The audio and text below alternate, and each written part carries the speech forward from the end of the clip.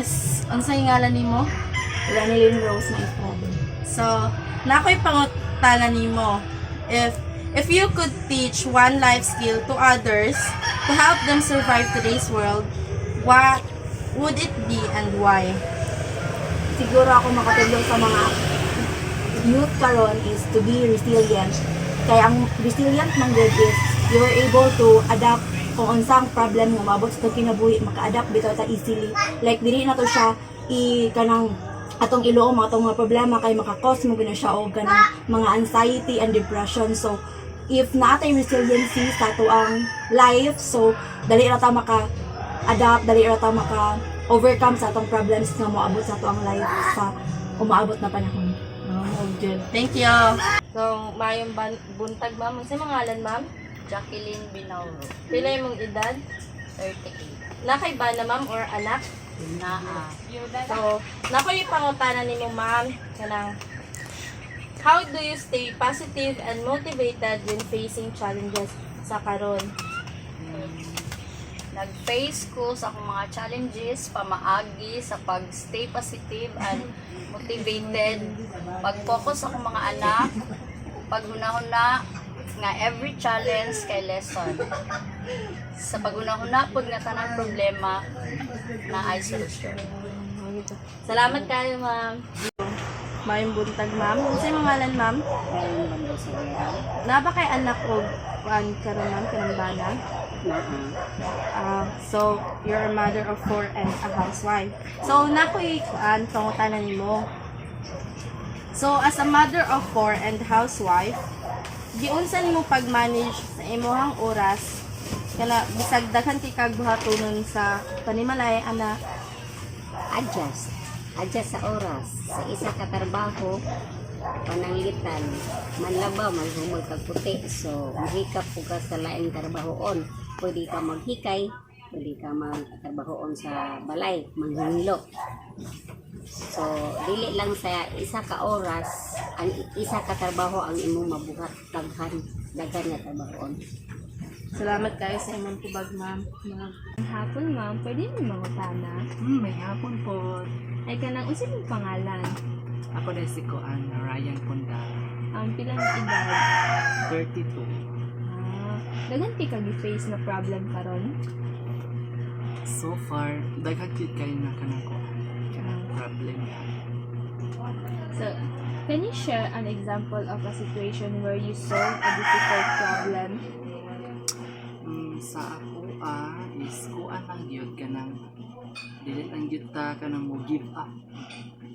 Kailangan i-face lang gyud nato to ang kanang problema, then syempre mag-an gyud ta sa Ginoo.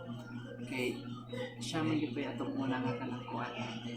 Dili na ta mag-overthink kay basig sa pangato ang mga mind na kuan. Kailangan i-face natin. Ma-solve yun ang problema sa atong kinabuhi. So, thank you, ma'am. Thank you. Good afternoon, T. Can I ask you some question? What skills do you use most often to handle your problems in the day? Maglimpyo sa balay, tapos magluto, basta wala yung problema, tapos maglaan, maglaba, tapos ano mo ikuha na yung problema, kaon na lang, tapos lingaw-lingaw. Yes, Gusto. Thank you, T. So, good morning. What is your name? I am Jereen. So, Joreen, are you a college student now? Yes, I am. So, I have one question for you. As a college student, how do you usually deal with stress or pressure in your daily life? I take a short break para ma-clear ang akong mind, and I make sure to get enough rest. And then, lastly is I focus on one task at a time. Okay, thank you, Miss Joreen. So, good afternoon. Pwede ba tika ma-interview karong adlaw? Pwede. So, unsa imong pangalan? My name is Jasmine. Estudyante ka? Yes. Kuan, bilang isa ka estudyante, how do you manage your time when you have many things to do? I manage my time. Usually, if I have so many things to do is, I prioritize kapag mga gagmay sa aming hapon before buhaton ako mga red ko. Like, for example, if nag-pile up ako mga parang mga labuno na ako during assignments, and then sa time mga gamit na ako na kailangan i-arrange, kay unahon ako ang mga assignments kung mga pa na sila or like nang dali na siya kuha na ako. Next is I move to the next na dayon and so on and so forth. That's how I manage my time. Aron dili ko kanang like di ko ganahan na waste time kay kung mag-waste ko time or like na ipasagdalan ako na is kuan kay siya more things will pile up and mas usamot ko og kanang like daghan na mabuhat kay dili ko ka relax ana. So thank you Jasmine. Thank you. Hello, Miss. Pwede ko mag-interview? Yes, pwede naman. So, what's your name? Ako na si Vanessa. So, nakapangatanan mo, what is the biggest challenge you face in today's modern world? So, one of the biggest challenge ay mga panahon na is the franchise, especially as a student. Kasi ko kaayo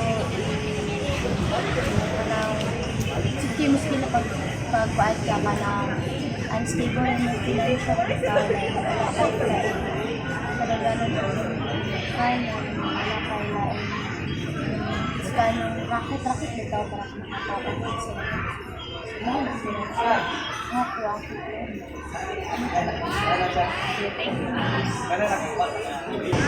pwede ko daw ma-interview miss so okay name ako dahil si Tiffany student ka pa? Yes. So, ako pangutanan nito, how do you stay positive and motivated when facing challenges? Ako yung always ginabuhat is to remind myself na ako mga face na problems and challenges kay it's a progress for me to grow and learn from my mistakes and also remind ko na ako myself na para sa ako ang goals and dreams sa life, para po sa ako ang family. Yes. Thank you. Pwede mo mag-interview? So, unsa na yung mga alam? Lawrence Trompeta. So, student pa ka? Good. So, nakoy pangutanan mo. How do you usually deal with stress or pressure in your daily life? How I deal stress and pressure in life? Like, I watch my favorite movies or dramas. Then, if I have more time, I like to go to the beach. Since our house not far from the ocean, then feel the peacefulness of the surroundings, and I like to the sounds of the waves and the breeze of the wind. Yes po. So, unsa mong name? My name is Cassandra Nicolitando. So, student pa ka? Yes po, student. So, nakipangutana, what life skill do you use most often to handle problem in school, work, or at home?